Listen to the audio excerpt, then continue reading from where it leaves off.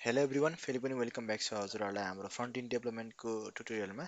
So आज चाहिँ हामी फ्रन्ट इन डेभलपमेन्टको अगाडिको कोर्स हामीले जहाँ स्टप गरेको थियो त्यहीँबाट सुरु गर्नेछौँ। सो त्यसको लागि चाहिँ म सुरुमा मेरो भिएस कोड रन गर्छु। ओके, भिएस कोड मेरो चाहिँ खोलिसकेको छ है। अनि म यसमा चाहिँ अहिलेको लागि सबै अहिले हटाइदिन्छु है त। अब ओके, अब चाहिँ म मेरो यहाँ बोइलर प्लेट पनि लगाइदिन्छु। सो यहाँ चाहिँ मेरो मैले अघि भिएस कोड चलाइरहेको बेलामा चाहिँ मैले एउटा एक्सटेन्सन भेटाएको थिएँ भिएस कोड पेट्स भन्ने। हो त्यसले चाहिँ यहाँ यस्तो दिइरहेको छ, हेर्दाखेरि चाहिँ मजा लाग्छ है। यहाँ मैले कुखुरा सुखुरा थप्न नि मिल्छ। अब यो डग हालिदिन्छु म एउटा वाइट कलरको। कहाँ गयो मेरो डग? ल ल ल ओके, कहिले काहीँ खेल्न मन लाग्छ भने चाहिँ यसरी हेर्दा हुन्छ। सो यो एउटा एक्सटेन्सन हो जुन चाहिँ हजुरहरूले राख्न सक्नुहुन्छ भिएस कोडमा।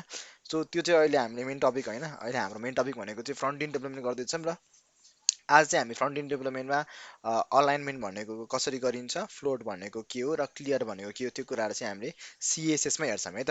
त्यसको लागि म सुरुमा सिम्पल मैले एचटिएमएलको एउटा बोइलर प्लेट तान्छु। अनि टाइटलमा चाहिँ म के लेख्छु भन्दाखेरि टाइटलमा चाहिँ आज फ्लोट क्लियर अलाइनमेन्ट भनेर लेखिदिन्छु है त। यसलाई म एक्चुली लाइभ सर्भरबाट रन पनि गर्छु। ओके, मेरो यो लाइभ सर्भर रन भइसकेको छ। अनि यसलाई म यसरी खोलिदिन्छु है त। ओके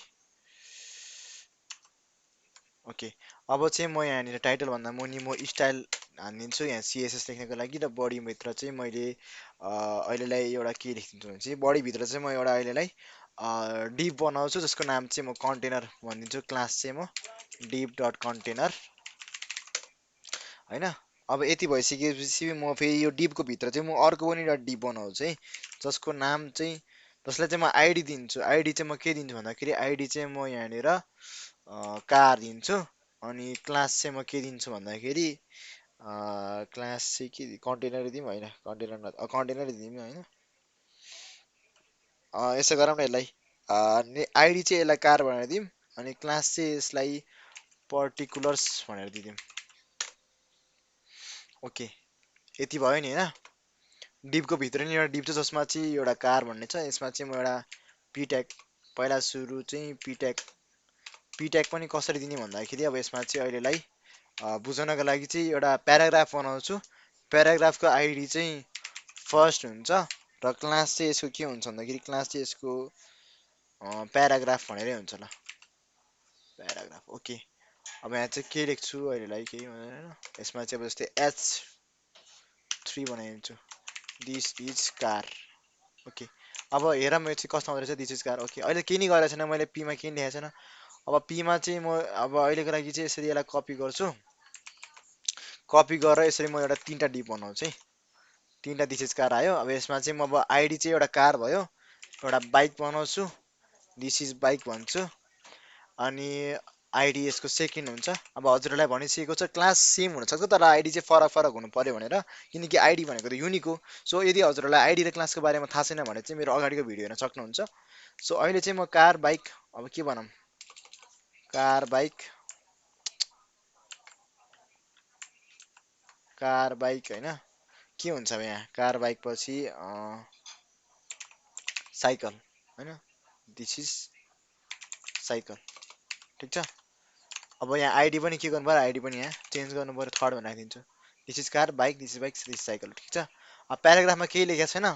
प्याराग्राफमा चाहिँ म के लेख्छु भन्दाखेरि अब जे पाइ त्यही लेखिदिन्छु। अहिलेलाई लोरेम 20 हानौँ न, अल्जेट। ओके, यसरी हाम्रो चाहिँ यसरी देखियो है यहाँनिर, this is car, this is bike, this is cycle. यदि हजुरले नोटिस गर्नुभएको छ भने यो छुट्टै डिभ हो, दिस इज कार भन्ने छुट्टै डिभ हो, दिस इज बाइक भन्ने छुट्टै डिभ हो, र दिस इज साइकल भन्ने छुट्टै डिभ हो। अनि सबै कुराहरू चाहिँ अर्को एउटा मेन डिभमा चाहिँ कन्टेनर भन्ने डिभमा चाहिँ राखेको छ है त। अब स्टाइलमा चाहिँ के गर्छु भन्दाखेरि पहिला सुरु चाहिँ म एउटा सेलेक्टर सिएसएसको सेलेक्टर हाल्छु, जुन चाहिँ हामी सबै इलिमेन्ट्सको लागि युज हुन्छ भनेर भनेको थियौँ। स्टार भनेर यसरी यहाँ राखिदिन्छु है त। यो चाहिँ म अहिले पछि के गर्नु पऱ्यो भने चाहिँ त्यसमा राख्छु। अनि अर्को भनेको जस्तै म एउटा कन्टेनरमा स्टाइल दिन्छु, डट कन्टेनर है। अनि अर्को केमा स्टाइल दिनु पऱ्यो मैले, पर्टिकुलर्समा डट पर्टिकुलर्स होइन, यही त हो नि होइन र। यही त हो नि। अब कन्टेनर छ पर्टिकुलर छ है। अब यो जस्तै आइडी फर्स्ट क्लास प्याराग्राफ भन्ने छ, त्यो कुराहरूमा चाहिँ अब पछि हामीले पी ट्याग पी यो प्याराग्राफमा केही चेन्ज गर्नु पर्यो भने चाहिँ यो आइडीबाट चेन्ज गर्छौँ। अहिलेको लागि चाहिँ म यो डिपमा मात्रै चेन्ज गर्न खोज्दैछु। सो सिम्पली के गर्ने भन्दाखेरि अब अहिलेको लागि चाहिँ एकचोटि हामीले कन्टेनर र हामीले प्याराग्राफ होइन पर्टिकुलर्स, कन्टेनर र पर्टिकुलर्स भनेर मैले यहाँनिर चाहिँ जुन क्लास छ त्यसलाई चाहिँ मैले स्टाइलभित्र ट्यागभित्र लेखेको छु है त। सो अहिलेलाई के गरौँ भन्दाखेरि एकचोटि म यो पर्टिकुलर्समा चाहिँ एउटा बोर्डर बनाइदिन्छु। बोर्डर चाहिँ मेरो 3px को सोलिड बोर्डर हुन्छ, जसको कलर चाहिँ मेरो रेड हुन्छ। रेड अलिकति नराम्रो देखेला, यसलाई म अलिकति यस्तो यस्तो कलर दिन्छु होइन। ओके, कसो देखिन्छ होला। ओके, हेर्न सक्नुहुन्छ हजुरहरूले होइन, मेरो बोर्डर पनि भएको छ है। अब बोर्डर भयो, अब अलिकति म यसमा के गर्छु, मार्जिन दिन्छु है। मार्जिन कति दिउँ यसमा भन्दाखेरि मार्जिन चाहिँ म यसमा 12px र 3px हाल्छु। के भनेको एक्स र वाइमा है। हजुरहरूलाई चाहिँ मैले अगाडि नै मार्जिन र प्याडिङको भिडियो बनाउँदा नै मैले हजुरलाई बुझाइसकेको छु मार्जिन र प्याडिङ कसरी दिने भनेर है। त्यो चाहिँ हजुरहरूले भिडियो हेर्नुभएको छैन भने भिडियो हेर्न सक्नुहुन्छ। सो 12px र 3px चाहिँ यहाँनिर मार्जिन लागिसकेको छ हाम्रो यो पर्टिकुलर्स भन्ने क्लासमा। सो पर्टिकुलर्स क्लास त हाम्रो यो तिनै डिपमा लाग्छ नि त, तिनै डिपमा छ नि त। सो तिनै डिपमा चाहिँ के हुन्छ भन्दाखेरि तिनवटै डिपमा चाहिँ मेरो यो सिएसएस चाहिँ मेरो तिनवटै डिपमा लाग्ने भयो है त। अब प्याडिङ पनि दिन्छु म, प्याडिङ पनि सेम नै दिन्छु म अहिले है। प्याडिङ पनि म 12px र 3px दिन्छु, जसले गर्दा चाहिँ यो अलिकति सिमिलर सिमिलर जस्तो देखिने भयो है त। ठिक छ। अब कन्टेनर छ हाम्रो। अब कन्टेनर भनेको के हो भन्दाखेरि कन्टेनर भनेको त माथिपट्टिको यो जुन बाहिरको मेन जुन छ नि, यो बाहिरको मेन डिप चाहिँ कन्टेनर भयो नि त मेरो। सो हजुरहरूलाई बुझ्नको लागि चाहिँ म त्यसमा अहिलेलाई के गर्छु भन्दाखेरि हजुरहरूलाई चाहिँ म त्यसमा नि बोर्डर हालेर देखाउँछु है त। बोर्डर मेरो 3px को बोर्डर हुन्छ, सोलिड बोर्डर, जसको कलर चाहिँ पर्पल हुन्छ है त।